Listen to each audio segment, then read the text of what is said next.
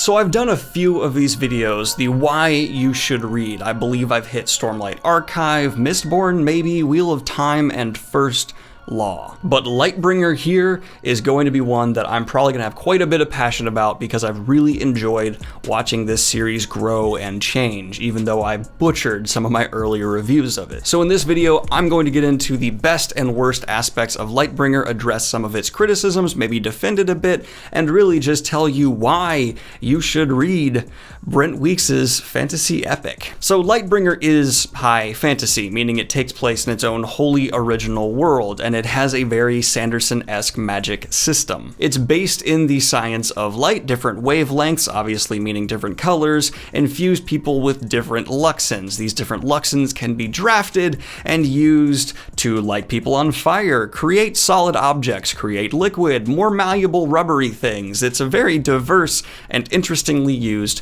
magic system. Yes, I'm starting there because it's one of my favorite aspects of the series. Brent Weeks took the time to craft a magic system here that has a level of utility rarely seen in fantasy. And it is used consistently throughout the series brilliantly. And I'm not just talking about action, it's actually used as like a tool, and it's so much fun to see it just utilized. It's something that actually just brings a lot of life and depth to this series. And it only gets better and better with each book. I personally found, and a lot of people do disagree with me, that Lightbringer is consistently increasing in quality. It started rock solid and has only grown on top of that great foundation in magnificent ways. I have an entire video on the Lightbringer magic system explained. It's a bit old, but I'm going to link it in the description down below because I find it well worth your time to get a little bit of a deeper dive, but we cannot do a full exploration here because we need to go into many other great aspects of Lightbringer, and from there we're going to transition into the world. While not the most well flushed out of all time, there is plenty of depth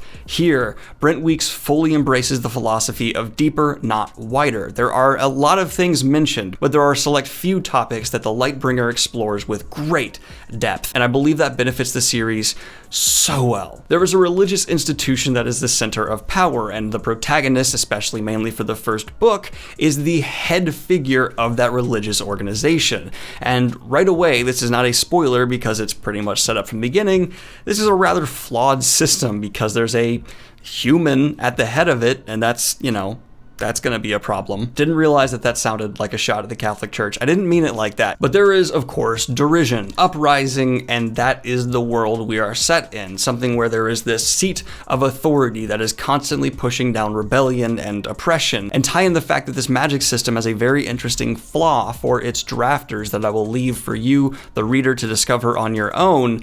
The stakes are built and set immediately to be rather high for many of our characters, especially ones who are drafters and not the main character. Again, I'm going to leave that kind of vague there because I feel like it's important to realize the stakes of what's happening on your own. And that's something I really appreciate about Lightbringer. The setting itself, just the very world this place is set in, means that there are great ramifications for pretty much every character choice because we're following such powerful entities right away, while also following an underdog, which I like. There are multiple protagonists and points of view. It is a multiple POV book, and I think that lends to the story greatly. There have been some books that it doesn't really help to keep jumping around, and a few where it really is beneficial to stay in one. Red Rising's a good example, but I'm glad we stayed in just that one guy's head. We needed to. But Lightbringer is a story that requires multiple perspectives, and we get that from arguably a character who could not really come from a lower station in life. See how a well-done setting is just bleeding into characters being put into decent positions through smart decisions from the author,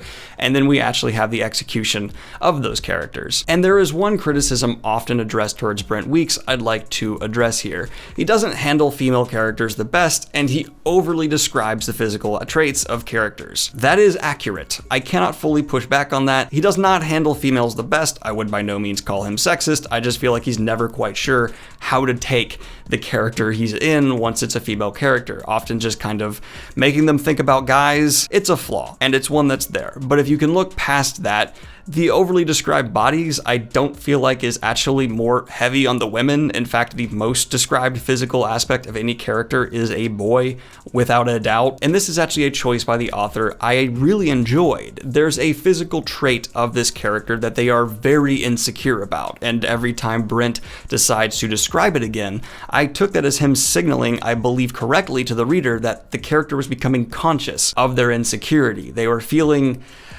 gross in their own body. I think this was a tactful way to handle this. It's something that many people do struggle with, but I never felt was insulting or demeaning. It was just handled objectively rather accurately. Combine that with the fact that this character goes through the ringer, pretty much everyone in this story does, and is treated with respect and dignity while having a great growth arc. And that's one of Brent Weeks' strongest positions as an author. He handles character growth realistically, and I appreciate that immensely. It takes a long time for stubborn characters to realize certain things, admit mistakes, and there's ego at play here. The main character we follow here, Gavin Guile, especially deals with ego. He's not a great guy, not as bad as some people in the story, but he thinks he's kind of the best, and he arguably is in some ways, but knowing that doesn't necessarily mean you're a good person. And this kind of transitions me into the story. I'm keeping this vague because I have to. Lightbringer is borderline fantasy mystery. It's not presented as so, but there are so many misdirections and facades painted for the reader that it ends up borderline being that. Brent Weeks is a big fan of his boxes of mystery and giving you hints, little glimpses into the actual truth. And when it comes down to it, it's handled incredibly well. He's one of the best authors to slowly leak information to the reader I've come across in recent memory. Very rarely is it exposition dumps with a heavy-handed foreshadowing. No, I can't remember a time Brent felt heavy-handed outside of describing some character traits. So this probably sounds fairly interesting to you so far. You have a grand religious institution, a character at the head of it who's an active combatant going out into the battlefield, a demigod-like figure. Following also an underdog character as well as a few other notable ones, it becomes rather engaging right away. I think Lightbringer is a series that starts off by grabbing the reader by the throat. Some people have claimed the magic system's a bit hard to understand. Watch my video on it down below if you find that to be the case, but I find it to be an incredibly digestible writing style. Now, the final two things I do want to touch on here, one is rather shallow,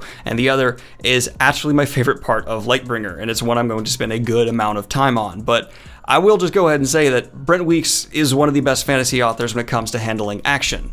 He's really, really good at it. He takes a rock-solid magic system that lends to every battle scene we have, intelligently uses it in creative ways, sometimes comedic ways as well, which is just enjoyable, and then stacks on top of that a way of writing action that makes it feel like the characters are in danger. For some reason, there's something about the way Brent handles his characters that I rarely feel like they're actually safe when they're in positions of danger. Maybe that's because they are so often touched, hurt, maimed. So that's nice and all. But this also actually allows me to have a transition into one of the most active fighting groups, the Blackguard, a group that is introduced in book 1 and later explored in subsequent entries, and up there with Bridge 4, which is incredibly high praise for me to put on a combative group because the relationships are built so well among the group within the Blackguard we follow, a group of trainees I find to be the most compelling storyline the story has to offer. If you want to hook me in as an author, focus on fleshing out the dynamics between your characters. Really put the energy in to let me know,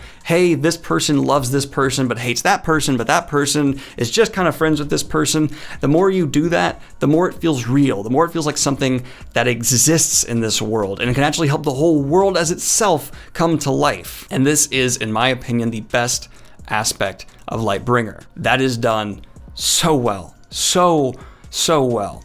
Of course, link to buy the book in the description down below with my affiliate link. It would support the channel here, cost you nothing extra. But let me know in the comments down below, have you read Lightbringer? Are you planning on reading it? I'm really curious to see who has, and if you disagree with me, let me know why, because Brent does have a few flaws as an author. I see him actively getting better after reading the Night Angel trilogy and transitioning into this. I think the guy has increased in quality exponentially. Night Angel for me was fine. It was good, but Lightbringer, Lightbringer has potential to go down in the books. Anyway, guys, like and subscribe if you have not already. Hit the Patreon if you want to support what I do here. And have a good one, y'all. Peace.